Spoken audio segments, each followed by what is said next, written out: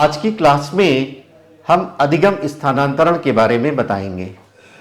आप TET exam देते हैं, सीटेट एग्जाम देते हैं, सुपर टेट एग्जाम देते हैं। इन तीनों परीक्षाओं में या किसी भी स्टेट का आप टेट देते हैं, यह टॉपिक बहुत ही इंपॉर्टेंट है। तो आइए हम लोग पढ़ते हैं अधिगम स्थानांतरण। अधिगम स्थानांतरण, ट्रांसफर ऑफ लर्निंग।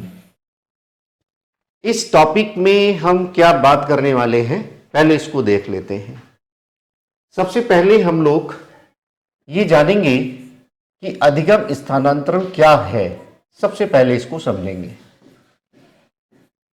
यानी इसका मीनिंग क्या है कि हम लोग अधिगम के अर्थ को समझेंगे। What is the meaning of learning transfer. इसके बाद हम लोग अध्ययन करेंगे इसके प्रकार पर बात करेंगे, यानी अधिगम स्थानांतरण के प्रकार कितने प्रकार हैं उन पर हम लोग बात करेंगे। और अंत में फिर हम लोग इस बात पर विचार करेंगे कि कैसे ये हमारे जीवन में, कैसे शिक्षा व्यवस्था में उपयोगी है। इसकी उपयोगिता के बारे में बात करेंगे, या आप कह सकते हैं इसके इंपॉर्टेंस के बारे में, इसके महत्व के बारे में हम लोग बात करेंगे। सबसे पहले अधिगम स्थानांतरण है क्या, इस पर बात करेंगे। जैसे अधिगम में हमने क्या अभी तक पढ़ा है कि अधिगम व्यवहार में परिवर्तन है।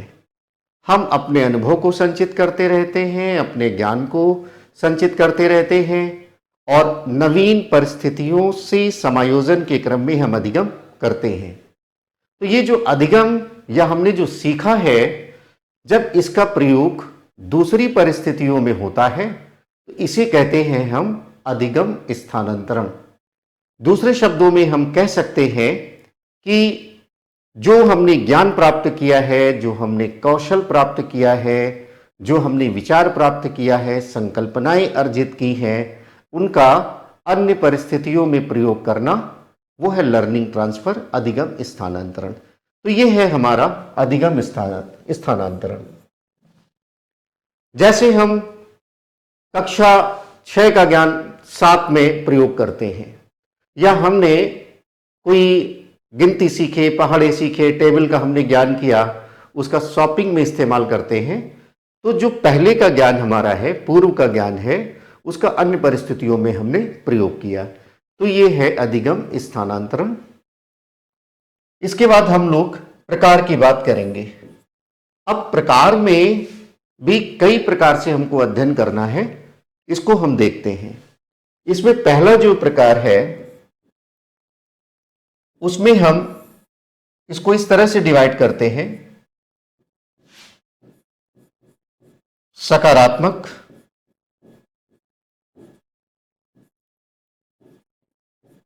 नकारात्मक और शून्य। आप नोट कर लेंगे, यानी हम सकारात्मक अधिगम स्थानांतरण, नकारात्मक अधिगम स्थानांतरण और शून्य अधिगम स्थानांतरण की बात करने वाले हैं। तो यहां पर प्रकार में सबसे पहले हम लोग बात करेंगे सकारात्मक अधिगम स्थानांतरण की।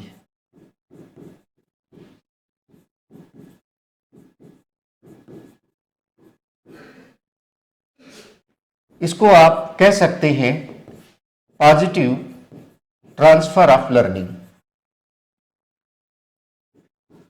Transfer of learning.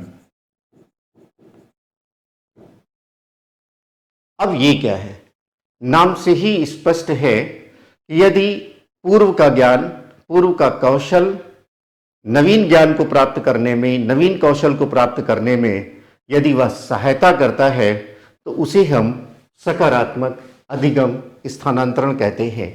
इसको एक शब्द से और एग्जाम में पूछा गया है, आप धनात्मक भी कह सकते हैं। धनात्मक अधिगम स्थानांतरण, तो दोनों शब्द आपको पता हो।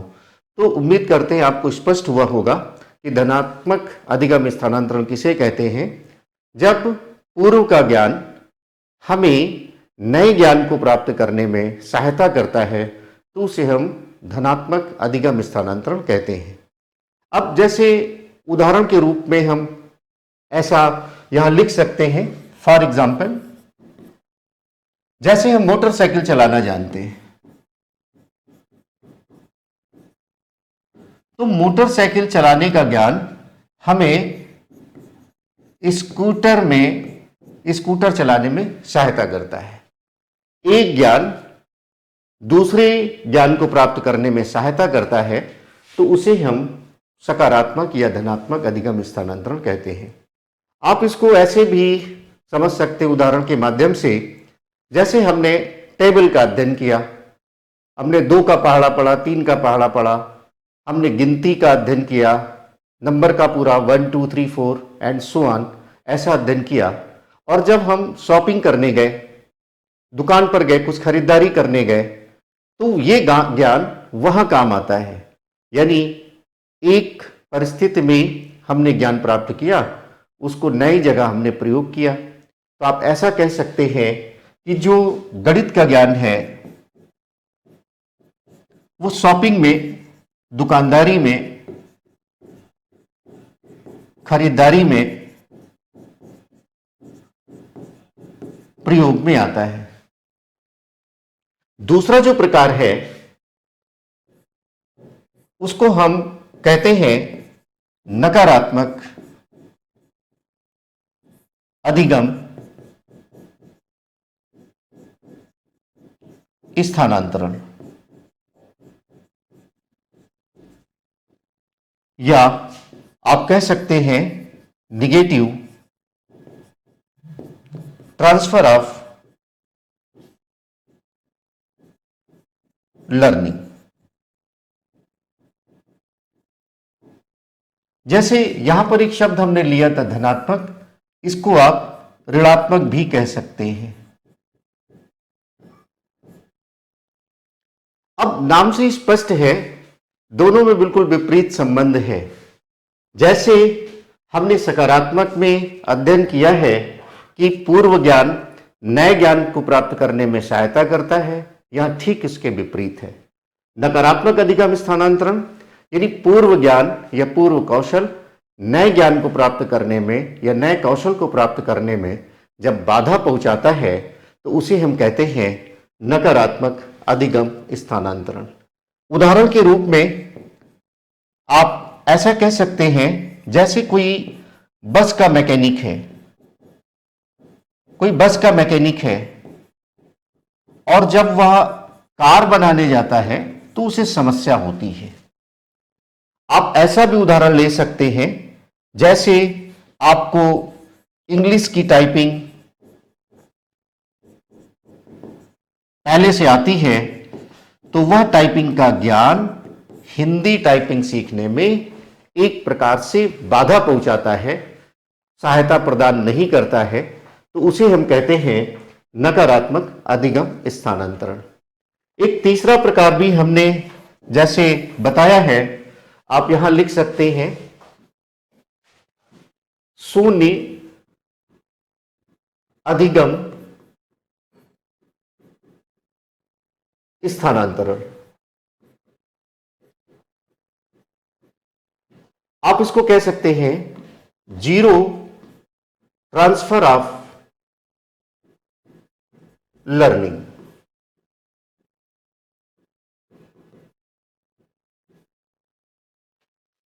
नाम से स्पष्ट है, पहले का अर्जित ज्ञान हमें नए ज्ञान प्राप्त करने में ना तो सहायता करता है इस तरह से सकारात्मक अधिगम स्थानांतरण की तरह, और न ही बाधा पहुंचाता है नकारात्मक अधिगम स्थानांतरण की तरह। उसे हम शून्य कहते हैं, शून्य अधिगम स्थानांतरण कहते हैं। नाम से स्पष्ट है कि जो भी हमने ज्ञान या कौशल प्राप्त किया है, नए ज्ञान प्राप्त करने में यदि वह न सहायता करता है और न बाधा पहुंचाता है, उसे हम शून्य अधिगम स्थानांतरण कहते हैं। तो प्रकार में आपने अध्ययन किया है सकारात्मक या धनात्मक अधिगम स्थानांतरण, नकारात्मक या ऋणात्मक अधिगम स्थानांतरण और शून्य अधिगम स्थानांतरण। यहां पर हम प्रकार में अधिगम स्थानांतरण के प्रकार को और भी हम दो तरीके से देख सकते हैं। जैसे एक पक्षीय अधिगम स्थानांतरण।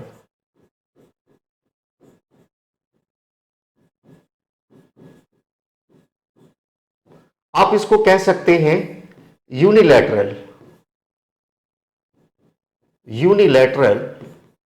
ट्रांसफर ऑफ लर्निंग, ऐसा कह सकते हैं आप। अब इसमें क्या है कि जब एक अंग का प्रशिक्षण, इसको कैसे समझना है, जब एक अंग का प्रशिक्षण भविष्य में उपयोगी हो जाए तो उसे हम एक पक्षीय अधिगम स्थानांतरण कहते हैं। फिर से समझ लीजिए, जब एक अंग का प्रशिक्षण भविष्य में उपयोगी सिद्ध हो जाए तो उसे हम एक पक्षीय अधिगम स्थानांतरण कहते हैं। जैसे सामान्य रूप से उदाहरण के रूप में आप देख सकते हैं,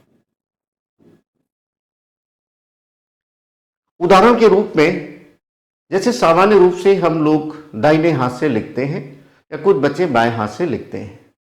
अब हमारे हाथ में, इस हाथ में कोई चोट आ जाती है या फोड़ा निकल आता है। अब इस हाथ से लिखना हमारा बंद है, जरूरी है लिखना, तो बच्चे बाएं हाथ से लिखना शुरू करते हैं या अभ्यास करते हैं।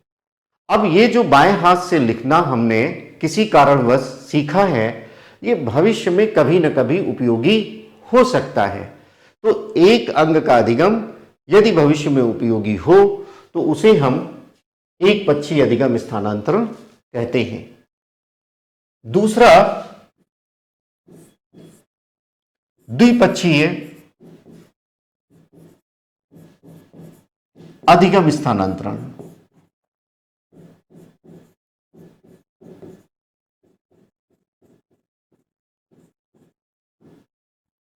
इसको हम कहेंगे बाइलैटरल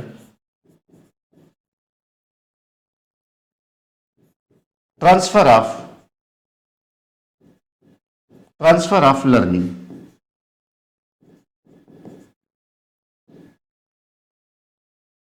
अब ये एक पक्षीय अधिगम स्थानांतरण का ठीक उल्टा है। जैसे सामान्य रूप से हम दाएं हाथ से लिखते हैं, लेकिन कोई बालक आप देखेंगे कभी कभी ऐसा होता है कि वह बाएं हाथ से भी उसी सुंदरता से, उसी इफिशियंसी से, उसी क्षमता से वह बाएं हाथ से भी लिख लेता है। दाएं हाथ से भी कार्य करता है, बाएं हाथ से भी कार्य करता है। तो यानी कि दोनों अंगों में उसने अधिगम किया है। तो इस प्रकार का जो अधिगम होगा वह कहलाएगा द्विपक्षीय अधिगम स्थानांतरण। तो यह एक और प्रकार है अधिगम स्थानांतरण का, उसमें एक पक्षीय अधिगम स्थानांतरण और द्विपक्षीय अधिगम स्थानांतरण। इसके बाद हम अधिगम स्थानांतरण के प्रकार में एक और प्रकार आपको बताएंगे, एग्जाम के लिए जरूरी होता है, उसको हम देखते हैं। अधिगम स्थानांतरण के प्रकार में एक और प्रकार है, उसमें आप कह सकते हैं ऊर्ध्वाधर अधिगम स्थानांतरण।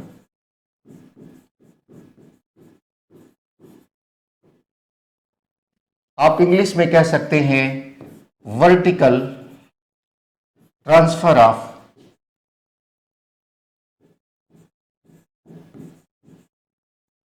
लर्निंग। अब ये क्या है? जैसे जब हम एक परिस्थिति में कोई ज्ञान प्राप्त करते हैं और उसका प्रयोग अन्य परिस्थिति में होता है, दूसरी परिस्थिति में होता है, तो उसे कहते हैं हम ऊर्ध्वाधर अधिगम स्थानांतरण। जैसे मान लेते हैं कक्षा 8 का जो ज्ञान है, गणित का ज्ञान है, वो क्लास 9th में काम आता है। यहां जो हमने मैथ सीखी है वो यहां क्लास 9th में काम आएगा। जो हमने हिस्ट्री विषय का ज्ञान स्कूलिंग डेज में सीखा है, 9th-10th में सीखा है, उसका ज्ञान 11th-12th में काम आएगा। तो ये है ऊर्ध्वाधर, वर्टिकल, यानी इस प्रकार से अधिगम स्थानांतरण होता है। ये आपका है क्लास 8, ये है आपका 9th। इसके बाद इसको इस तरह से भी हम विभाजित करते हैं, क्षैतिज अधिगम स्थानांतरण, हॉरिजॉन्टल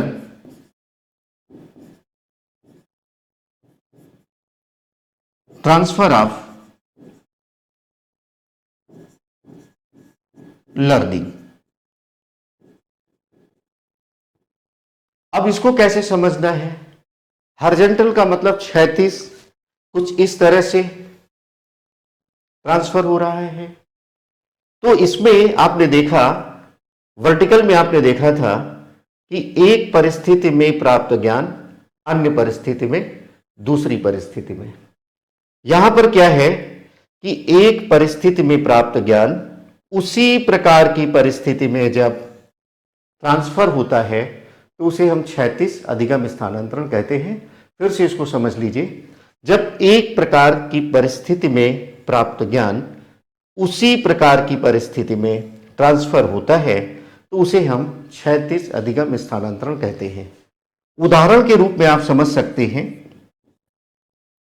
जैसे हम वैदिक काल का अध्ययन करते हैं, वैदिक काल का, तो वैदिक काल का जो हमारा समग्र अध्ययन है, जब हम वैदिक काल की शिक्षा का अध्ययन करते हैं अलग से, तो वैदिक काल का अध्ययन हमें वहां काम आता है।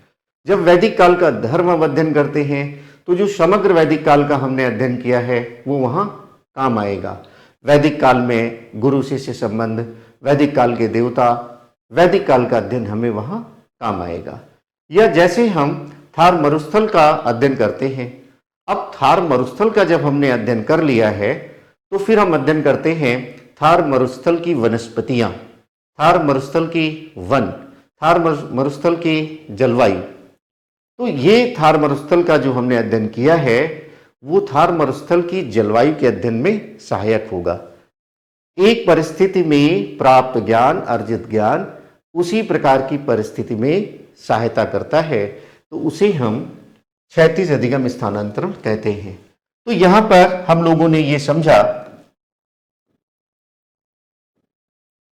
कि अधिगम स्थानांतरण क्या है। जब एक ज्ञान या कौशल दूसरी ज्ञान या कौशल को प्राप्त करने में सहायता करता है तो उसे हम अधिगम स्थानांतरण कहते हैं। इसके प्रकार में हम लोगों ने अध्ययन किया है सकारात्मक अधिगम स्थानांतरण, नकारात्मक अधिगम स्थानांतरण और शून्य अधिगम स्थानांतरण। उसके बाद हम लोगों ने अध्ययन किया है एक पक्षीय अधिगम स्थानांतरण और द्विपक्षीय अधिगम स्थानांतरण। सभी को आपको तैयार करना है। इसके बाद हम लोगों ने अध्ययन किया है ऊर्ध्वाधर अधिगम स्थानांतरण और क्षैतिज अधिगम स्थानांतरण। तो ये सब आप एक साथ देखेंगे जब आप अध्ययन करेंगे। आप नोट्स लेके बैठिए, इनमें क्या डिफरेंस है, कौन कौन से उदाहरण हमने बताए हैं, उनके माध्यम से आप अपना मानसिक विकास करिए। एग्जाम के लिए बहुत उपयोगी सिद्ध होगा। अब हम लोग बात करेंगे कि ये जो अधिगम स्थानांतरण है इसकी उपयोगिता क्या है, इसका महत्व क्या है। हमने पहले ही आपसे बताया है कि अधिगम जो स्थानांतरण है वह हमारी शिक्षा व्यवस्था